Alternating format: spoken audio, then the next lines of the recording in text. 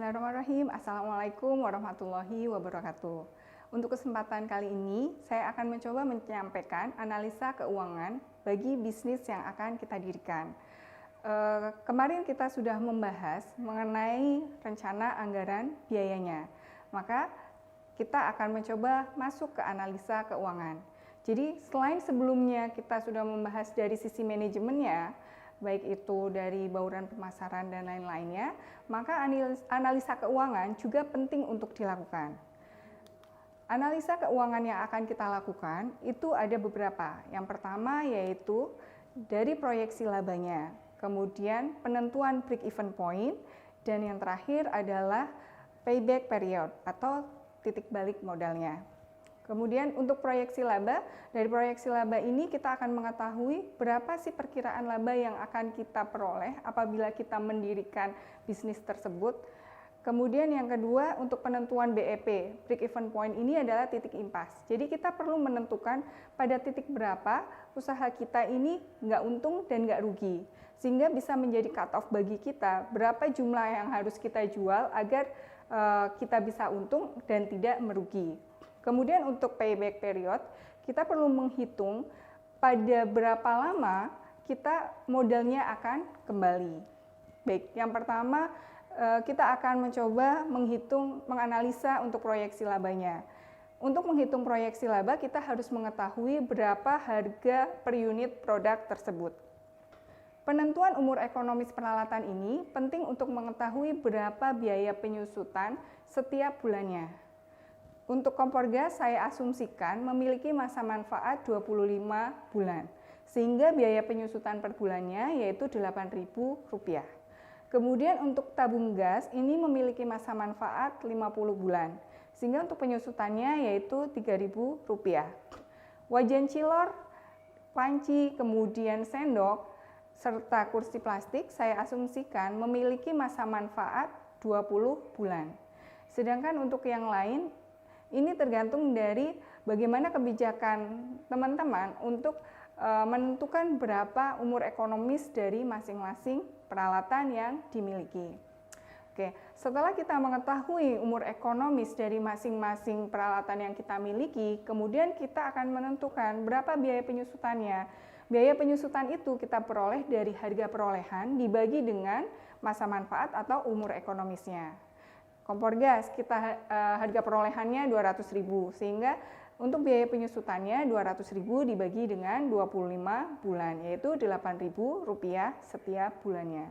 Sehingga total untuk biaya penyusutan semua peralatan yaitu Rp51.800. Yang selanjutnya setelah kita menentukan biaya tetap untuk biaya penyusutan peralatan, jadi ini adalah masuk ke dalam biaya tetap. Jadi berapapun barang yang kita produksi, berapapun barang yang kita jual, maka biaya ini akan tetap sama setiap bulannya.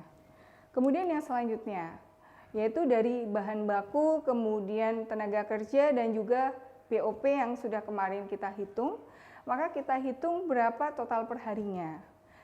Kita hitung bahwa untuk BOP, kemudian bahan baku, dan tenaga kerja, perharinya kita membutuhkan biaya Rp221.000, sehingga setiap hari kita akan mencari berapa biaya yang dibutuhkan untuk setiap produksi setiap hari. Oke, untuk menentukan harga jual produk, maka yang pertama kita lihat biaya bahan baku perharinya berapa. Biaya bahan baku per hari kita lihat dari tabel sebelumnya yaitu Rp221.000. Kemudian biaya penyusutan perharinya Rp51.800 dibagi dengan 30 hari yaitu Rp1.727. Sehingga total biaya perharinya yaitu Rp222.727. Dari biaya per hari yang Rp222.727 ini, kemudian akan kita bagi dengan jumlah produk yang bisa kita produksi setiap harinya. Kita asumsikan bahwa dari 3 kg tepung tapioka dan 1 kg tepung terigu, kita bisa menghasilkan 50 cup chiller mantap. Jadi untuk harga pokok produk per unit, yaitu dari total biaya per hari yang Rp222.727 dibagi dengan jumlah produknya yaitu 50 cup, sehingga ketemu harga pokok produk per unitnya yaitu Rp4.455. Nah, untuk menentukan berapa yang harus kita jual per unitnya tadi, per cup tadi, maka dari harga pokok produk tersebut kita asumsikan bahwa kita akan menjual per cupnya itu dengan harga Rp5.000. Oke.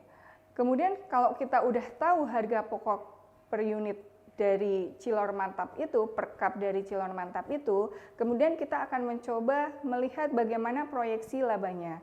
Untuk melihat proyeksi laba ini berarti kita membutuhkan berapa jumlah pendapatan, berapa jumlah bebannya.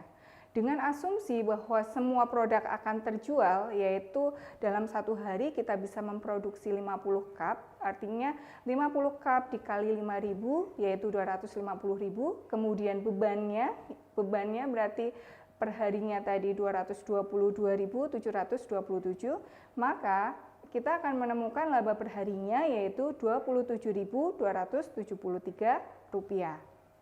Oke, jadi ini adalah asumsi ketika semua produk terjual. Setelah kita melihat proyeksi laba, kita bisa mengetahui bahwa ternyata bisnis yang kita buat ini profitable. Kalau kita merasa bisnis yang kita buat ini profitable, kita bisa melanjutkan untuk membuat bisnis tersebut. Tetapi kalau misalnya kita merasa bisnis kita kurang profit gitu ya, tidak menguntungkan, gitu, tidak worth it, maka kita bisa menghentikan atau mungkin meninjau ulang biaya-biaya yang mungkin bisa kita kurangi. Oke, yang selanjutnya kita akan melihat bagaimana break even point atau titik impas.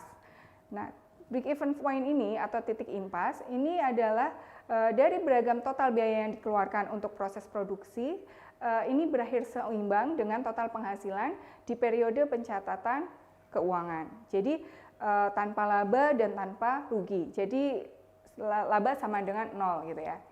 Dari biaya bahan baku dan bahan penolong yang 221.000 per hari tadi, ini untuk tepung tapioka, kemudian tepung terigu dan tenaga kerja akan kita masukkan sebagai biaya tetap. Karena untuk tepung tapioka, tepung terigu dan tenaga kerja berapapun jumlah terjual itu yang akan kita keluarkan. Kemudian yang lainnya dari biaya bahan baku ini akan kita masukkan ke dalam biaya variabel karena untuk bahan-bahan tersebut ini biayanya tergantung berapa jumlah yang dijual gitu ya. Sehingga kita memiliki biaya tetap yang berasal dari penyusutan dan biaya bahan baku tetap. Kemudian dengan asumsi total biaya tetap 80.000 dan 1.727,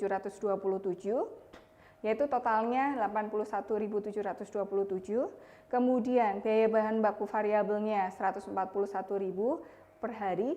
Dengan asumsi setiap hari kita menjual 50 cup, maka per cupnya itu biaya variabelnya yaitu 2.820. Kemudian untuk harga jual per unitnya yaitu tadi sudah kita tentukan Rp5.000. Maka titik break even point untuk produk Cilor Mantap ini yaitu kita peroleh dari biaya tetap dibagi dengan harga jual per unit dikurangi dengan biaya variabel. Ketemu hasilnya 81.727 dibagi dengan 2.280 yaitu 38 cup. Sehingga kita akan mencapai titik impas yaitu pada saat kita menjual 38 cup Cilor Mantap. Kalau kita jual di bawah 38 cup, artinya kita mengalami kerugian. Tetapi kalau kita jual di atas 38 cup, maka kita akan mengalami untung. Setelah kita menghitung break even point, maka kita akan melihat mengenai payback period atau titik balik modalnya. Jadi pada berapa lama modal kita akan kembali. Gitu ya. Untuk menghitung payback period, kita peroleh dari total inventaris jumlahnya berapa dibagi dengan jumlah keuntungan yang sudah kita hitung sebelumnya. Kita lihat bahwa total inventaris yaitu ada peralatan yang sudah kita buat pada saat membuat RAB tadi yaitu Rp1.304.000. Dari Rp1.304.000 ini kemudian kita bagikan dengan jumlah keuntungan yang sudah kita hitung pada proyeksi laba, yaitu Rp27.273. Hasilnya yaitu 48 hari. Jadi ketika kita membuat bisnis Cilor Mantap ini dengan inventaris senilai Rp1.304.000, maka inventaris kita, modal kita akan kembali dalam jangka waktu 48 hari. Asumsinya yaitu apabila kita bisa menjual 50 cup Cilor Mantap. Baik, demikian untuk analisa keuangan bagi bisnis yang akan kita buat. Mengingat pentingnya analisa keuangan, jangan sampai teman-teman melewatkan setiap item biaya, setiap item kebutuhan yang dibutuhkan oleh bisnis teman-teman. Terima kasih, semoga bermanfaat. Wassalamualaikum warahmatullahi wabarakatuh.